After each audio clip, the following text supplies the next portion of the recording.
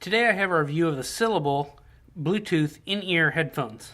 The good people at Syllable reached out and asked if I'd like a pair to try, and I said yes, because I've not tried any of the Bluetooth headphones that don't have a wire connecting the two. Here's my honest opinion on the headphones. So I want to show you this. They come in this plastic box, and this actually recharges them.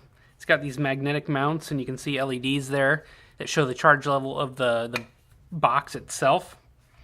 It's a pretty nice little box. It's got a USB input there to charge the box itself.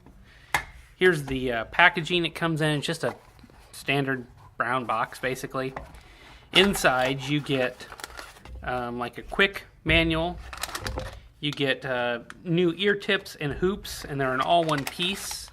You get a USB charging wire. You get a little felt-like bag here. And then you get the big manual, and it's pretty thick, and I'll go through that here in a second. First off, these are advertised as noise-canceling headphones, and they're not. They're noise isolating, and what I mean by that is, so noise-canceling headphones, true noise-canceling headphones, several manufacturers make them now, but the most notable ones you've probably seen and heard of are Bose. They're a bigger, bulkier product. And what they actually do is reverse the sound and play an inverse of that sound and take your music or podcast input and kind of mix the two together. What this is active noise canceling. These instead use their ear tip phalange to kind of create like an earbud or ear plug and isolate you. This is a really common practice that a lot of Chinese manufacturers have. Noise canceling is kind of like a buzzword, and just more often than not, it's wrong. But your better brands won't do this. So how do these fit and feel in the ear? As you can see, they're not that small. You've got this big hoop in bulbous side where all the electronics and I assume some of the sound speaker and battery is located. And these stick out of your ear a decent amount. It makes, if you're going to wear a beanie or a hat or something, it makes it pretty much impossible because it's just not comfortable. If you're not going to wear anything, they're okay. Don't expect to lay down on your side or something like that and have it feel comfortable though. The fit themselves was okay. Once they were in my ear, I really didn't have any problems with them falling out or becoming loose once I got the fit right through the 3 different sizes. I'm not a runner, so I did not try them running, but yard work and stuff around the house, I had no trouble with them. The sound quality was surprisingly good on these. They have plenty of low end, but remain clear at the higher volumes.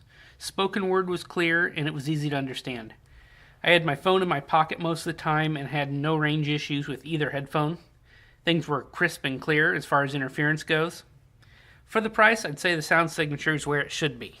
Nothing amazing, but also not anything terrible.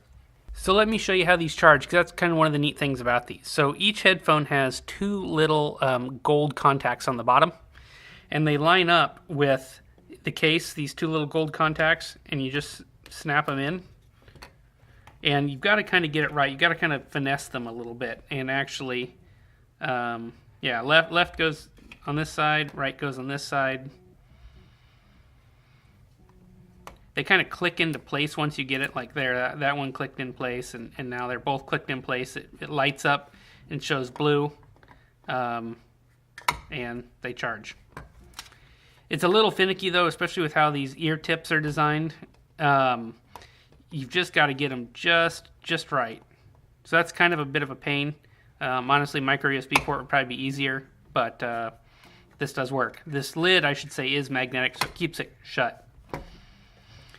The battery inside the case here is good for 5 full charges, according to the manufacturer.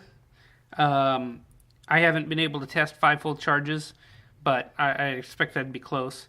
Battery life on these are rated at around 2 hours, and I didn't get that. I got an hour and a half battery life maximum.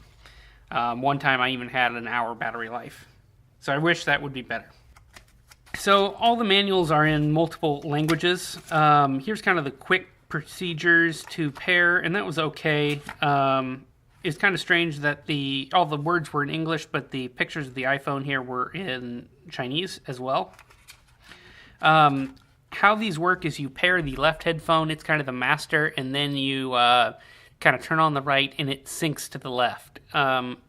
This was a little bit confusing, and I did have to pull out the larger manual here.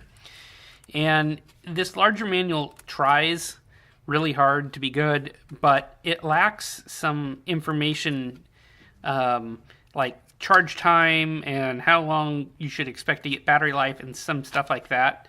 And I did have to end up reading it to get these paired. It wasn't the easiest thing in the world, but once they're paired, they seem to work pretty well. I have a bit of a hard time recommending these without reservations due to the short battery life and somewhat bulky ear size. Battery life of an hour and a half or less, in my experience, makes them less usable, in my opinion. For a lot of tasks I'm doing, I want more battery life, and I don't want to have to carry around 2 headphones or charge them in the middle of what I'm doing. You know, think example of flight or something like that. These just don't have that battery power. Even some people's commutes are longer than how long these last. In comparison to the Anker Soundbud Slims that I reviewed a couple weeks ago, those Ankers are more comfortable, less expensive, and they have 8 hours of battery life. Now, granted, they have a wire between the two, but and the sound quality is not quite as good, but I think the battery life kind of trumps the sound quality, because if your battery dies, your headphones don't work at all. The Syllables did have a better sound quality, especially on the low end, but I found them to be a little awkward as they fit in your ear. It stuck out a decent amount. So with those caveats, I would say I can't recommend these without reservations. They're not bad, but they're certainly not my favorite Bluetooth headphones. Thanks for watching my video.